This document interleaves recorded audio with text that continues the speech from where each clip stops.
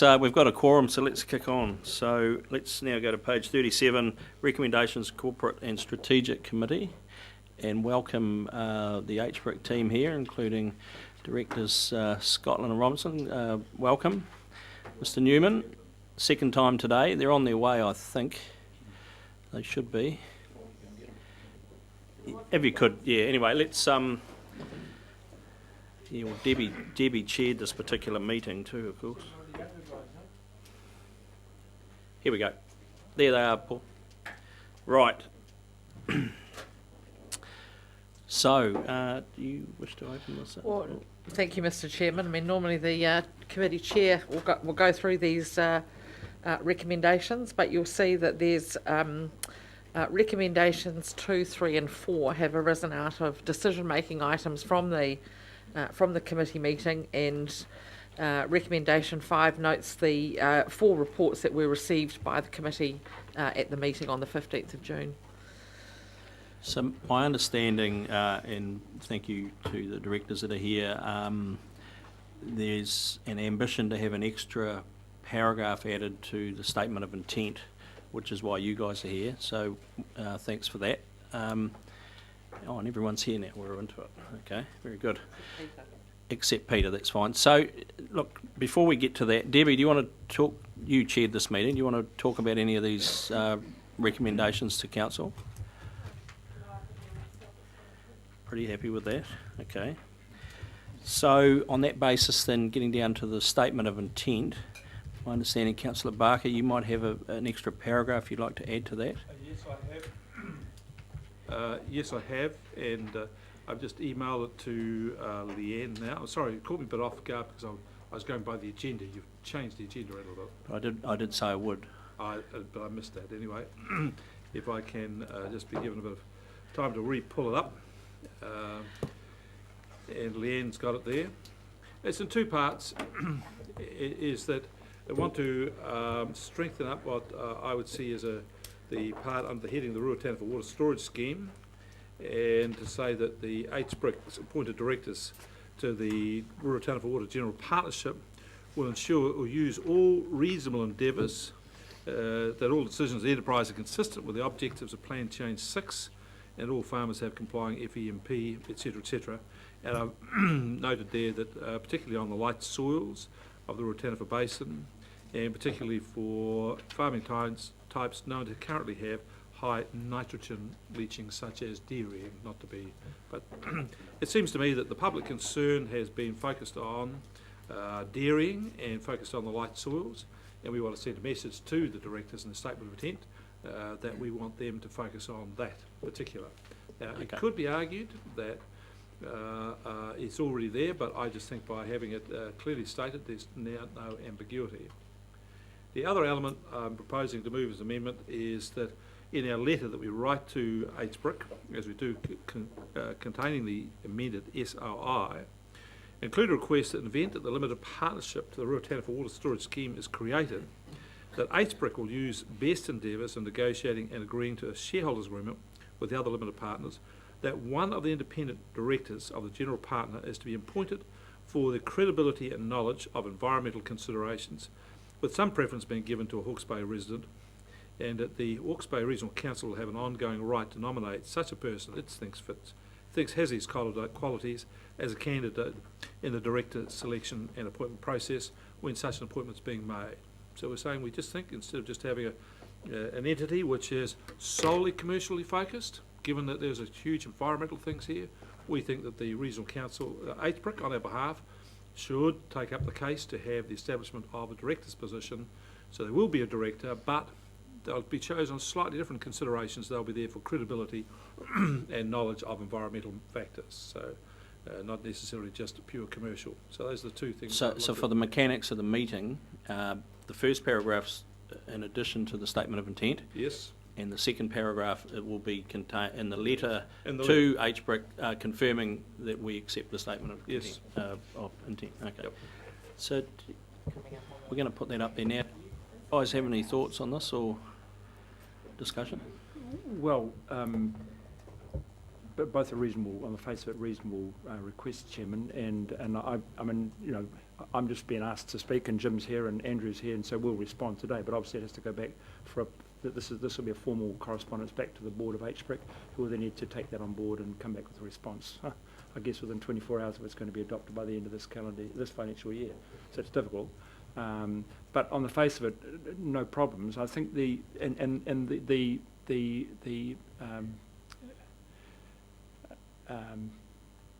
application of Plan Change 6 and farm environment plans and what have you, there's been a bit of choreographing around that, and the words we thought were going to be were best endeavours rather than all reasonable endeavours, and so we just need to take some advice as to which of those words is appropriate in the circumstances, Jim. Well, if I could respond to that, I had originally put forward in that best endeavours, but your Dr. Pearce came back to me and said on legal advice that all reasonable endeavours was a slightly lesser test, Right. and that best endeavours would place some severe legal constraints on them. In thinking on that, best endeavours causes you problems where you've got competing options, and when you put best endeavours on it, it says that is the priority above all else. Well, I just thought we should cut them a little bit of slack, the directors. That if it said all reasonable endeavours, we ain't giving anybody much slack at all.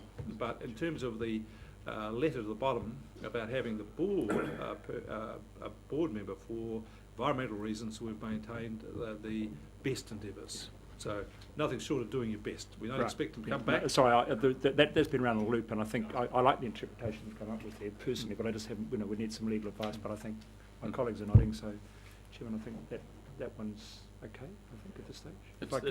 It's through you, Chair. The first paragraph goes in the SOI. Yes. Yes, that's the point. Yep. And whereas the second one is in a letter, not in the SOI. That's right.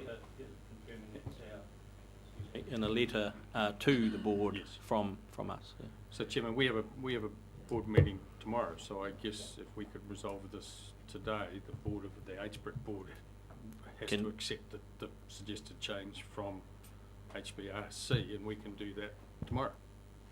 Which The timing. Councillor Scott. Just ask a question around singling out dairying. Why would you single out dairying rather than the highest leaching use? Is that just to appease It was public opinion? but by way of example, I think was the intention there. We can accept it. I mean, dairying is the one that's in the spotlight for a whole lot of reasons. It's the flashpoint, and so let's not beat about the bush. It's certainly not the highest leacher, though. No, but there are biological reasons. That's why dairy cows have problems on those light soils, and let's address the effects, which is what we're about, and so we accept that.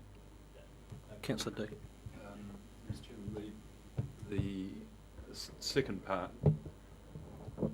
that Hawke's Bay Regional Council has an ongoing right to nominate such a person that thinks has these qualities as a candidate in the director's selection and appointment process. That does not imply that Hawke's Bay Regional Council makes an appointment. It simply puts up a suitably qualified person to go into the pool of candidates. Is that correct? Yes. Okay. And one would assume that as well as credibility and knowledge of environmental considerations, a successful candidate would need to have some governance knowledge. Well, my interpretation, but I'd like to hear from these guys, is the nominated person would then go into the process that was being run by the limited partnership, if you like, to appoint directors to the general partner. I think that's correct. yes. Correct. And so that particular nominee, has the weighting or the manner of the council behind it, but actually they have to sink or swim on their own merits once they get into that process. So through you, Mr. Chairman, does that mean that we're committing to a recruitment process of our own? And I just recall when we went through this process with the Finance Audit and Risk Committee, and we were looking for an independent advisor to go in there with us. And the process turned into a circus, and then we had names that were publicly listed or publicly available, and none of us could agree, and I think it was probably not best practice at all. No, I'll have a go at that. I disagree with that. as one who stuck with the process and went through it. Not the earlier one where we had 3 names earlier on where Right, okay. that we covered right at the look, beginning. let's not get the cart ahead of the horse here on the basis that HBRC still have to go and have this discussion with the investor or the investment All right, then consortium. So, Can you you, know, can you answer my question then? Are we committing to a public process of we're not committing. pre-director We're not committing. recruitment? We're not committing to any process yet, but we will be looking at a process in the near future. What you're doing is creating the right to make a nomination, but how that process is run or whether or not you do it every time remains at the discretion of the council. But what it would be doing is actually creating that ability for you to do that. Isn't that what we have HBRC for?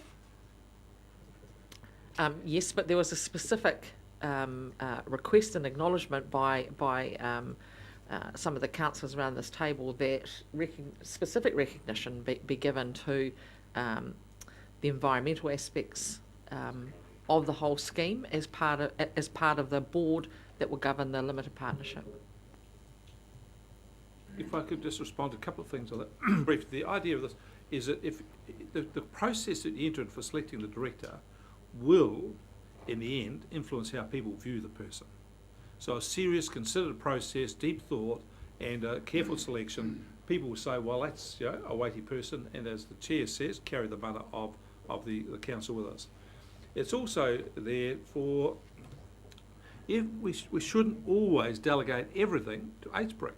If the council wants to make a nominee because it thinks it's important, it can. Without this, we can't. So if we choose to in the future say we're happy for HBRC to make all of the appointments, well, we can say that. But if we choose we want to have someone there for their environmental and credibility and knowledge, well then we want to be able to create the space that we can make that nomination. Yes, Alan's quite right, it goes into the mix. And I would have thought our HBRC appointees on the decision-making process will be mindful that their council had a view. So we're almost in debate here. I think we need to Can put I these. ask Put these. Councillor Barker for another clarification though? I mean, this is your proposal, so is that right? Do you not see that if when we get to the end of Ruataniwha and we have representatives from the council on HBRC, that would be their role to be influencing through that avenue? Well, that is one aspect of it, but firstly, I don't agree with councillors being on HBRC, and we haven't. Sorry, we don't agree with that. But this gives us the right to do or not do. It's only opening up a right. It's not saying you have to. Are we in debate? Well, I think we're almost heading debate. Are there any other questions regarding this paper, particularly of our esteemed gentleman at the front as well, Councillor Scott?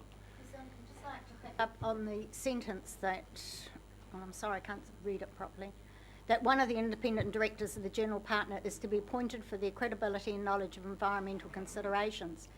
That means, to me, they don't have to have any other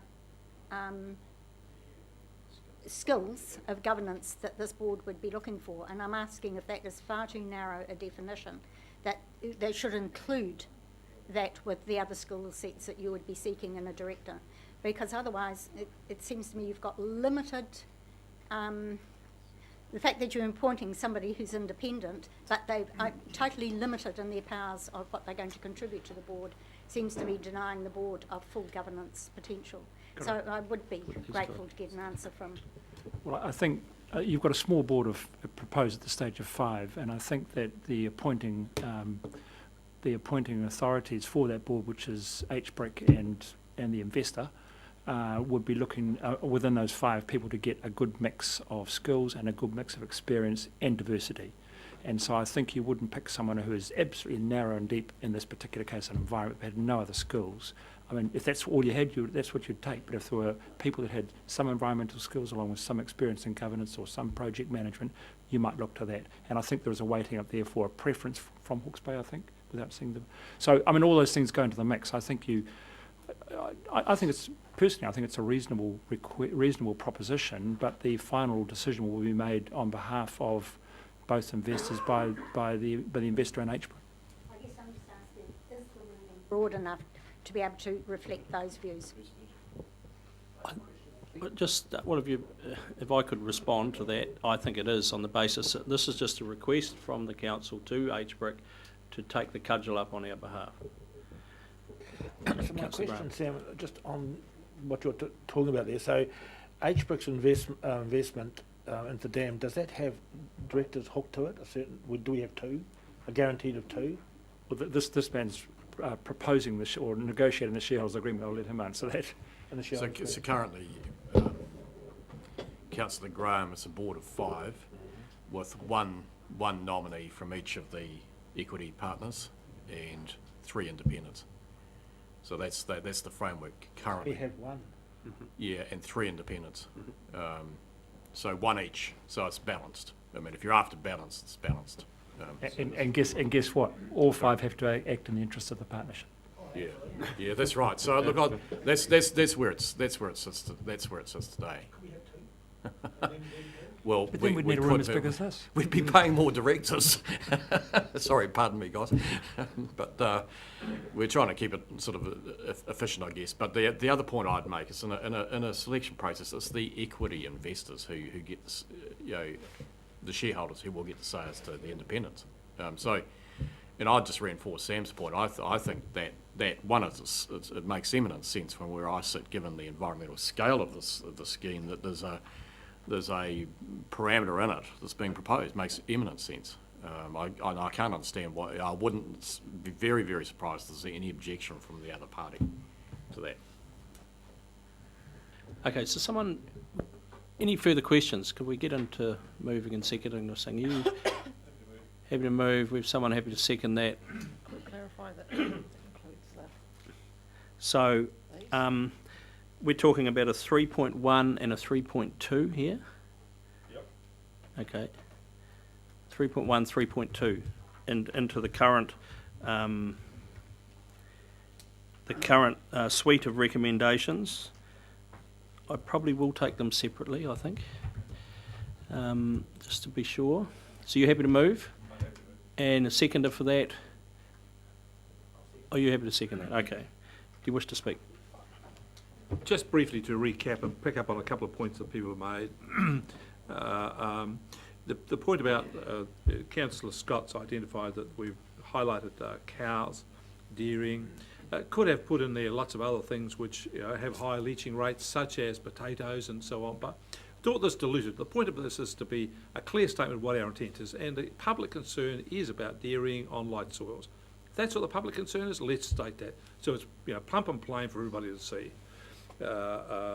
Could be argued that it's unnecessary what we've put in there, but if you put a clear statement in the clear section of the statement of intent from the council and the HBRC accepted, then it's being very specific in a direction as to what the concerns are. So I think that adds to it. With regard to the independent director,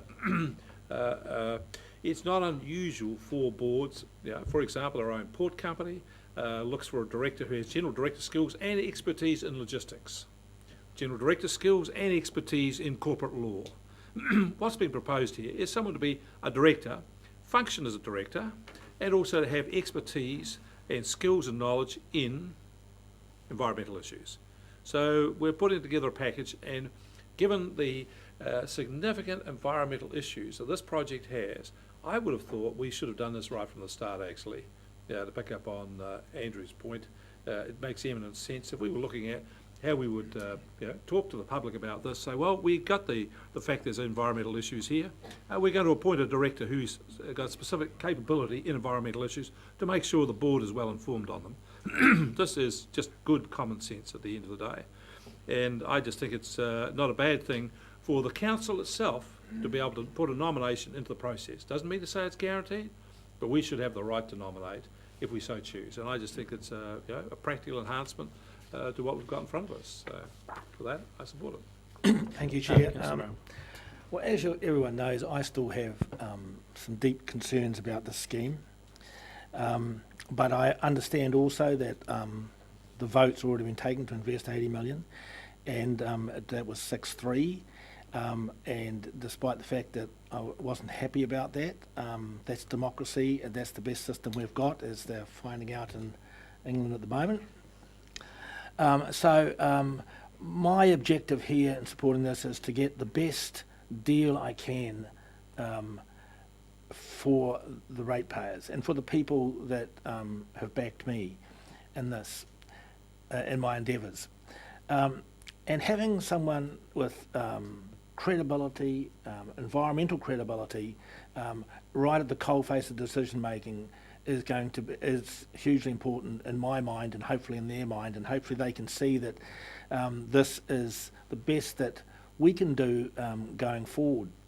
So I strongly support this, and it enables me to be able to support other decisions as we go forward. The second, targeting dairying, I was very pleased to hear Sam not duck from that. Dairying is the thing that worries our community the most, and yeah, given potatoes probably do leach more, but dairying, it really worries me. From the very first day we went down to Ruataniwha and got out of the bus, and we looked at a farmer there, and he had cleared 1,000 acres, taken all the windbreaks out, and he was going to do a dairy farm. Probably hasn't now, but he was going to do a dairy farm, and when I asked him, he said, yeah, he's got about 10 inches of soil, over shingle, which of course over the aquifer. Growing grass on that for dairy cows is a lunacy. And we won't be doing that in 50 years, I assure you, because the world will change. But I want to be absolutely make sure you guys are very focused that if that does happen, and they might have a legal right in the next 10 years or 20 years, that we take all precautions, because that's the thing that's worrying our community the most. So if we have a environmentalist who the community can trust on that board, and he may not have wonderful financial governance skills. Well, that's just the way of it, you know. We have lots of examples of that in Aotearoa, if you can imagine. I won't go there, Mr. Moore, but we have lots of examples where people are there because of other reasons other than their financial skills. I very strongly support that. I just want to make sure that that this would have to be an independent director. There's a lot of logistics here, because from HBRC we would want a financial director. So it is a recommendation not to HBRC but to all the shareholders, and I didn't understand that until right now. So that would be, we will be trusting you to work hard to make that happen.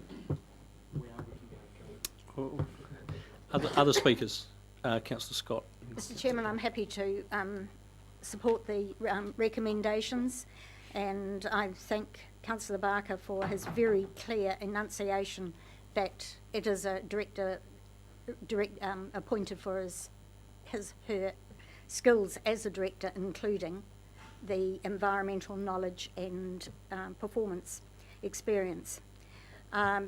That's the case that we do with a lot of directorships, and then we look at the directors on the port, and as well as their general ability to be a director, often have a specific skill set, and I think and we've done exactly the same on HBRC, so I think that's entirely appropriate. I guess in raising the thing about dairy, and I accept that is the public perception, but it always irks me that we continue to reinforce misconception, and there are areas that are higher leaches, and obviously we've got to be absolutely sure that all performances of any of these farms meet the requirements of the Plan Change 6 through their FMPs and their audit against those. So I'm happy to support the resolution. Councillor Belford. Of the two of these, the first strikes me as pure fluff. It's putting lipstick on a pig, as far as I'm concerned.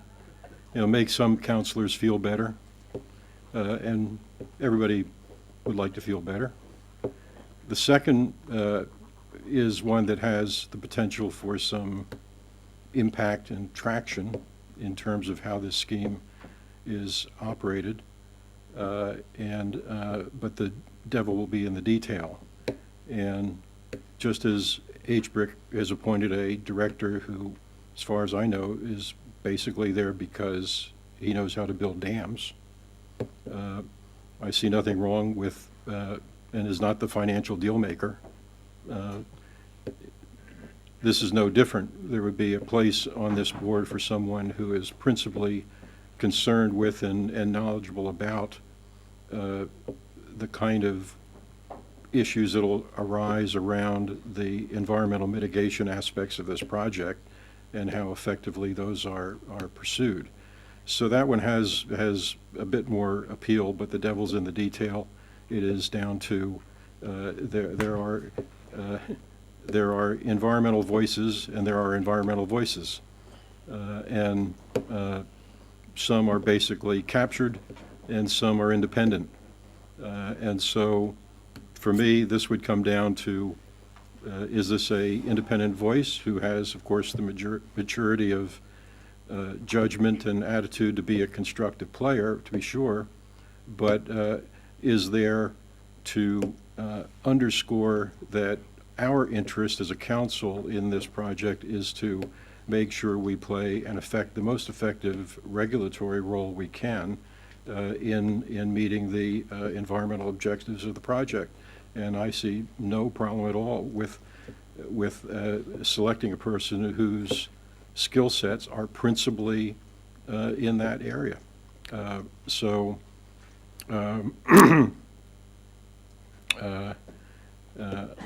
I will probably vote for this. I haven't made up my mind, but it is only a procedural vote. It's only a procedural vote at this point, and I'd withhold my judgment about the workability of the whole scheme until I saw who that person was. Other speakers? Just to sum up, Councillor Barker? Just so we're clear, I'll put 1, 2 and 3, and then 3.1, 3.2 together, and then 4, 4 and 5. So I move, it's been moved. I will put then a recommendation 1, 2 and 3. All those in favour, please say aye. Aye. And against? Carried. 3.1 and 3.2, which are on the board. All those in favour? Aye. And against? Carried, thank you. And 4 and 5? Abstained on that. Yeah. And 4 and 5. All those in favour? And against? Carried. Thank you, gentlemen. Have the rest of the day off, Sam.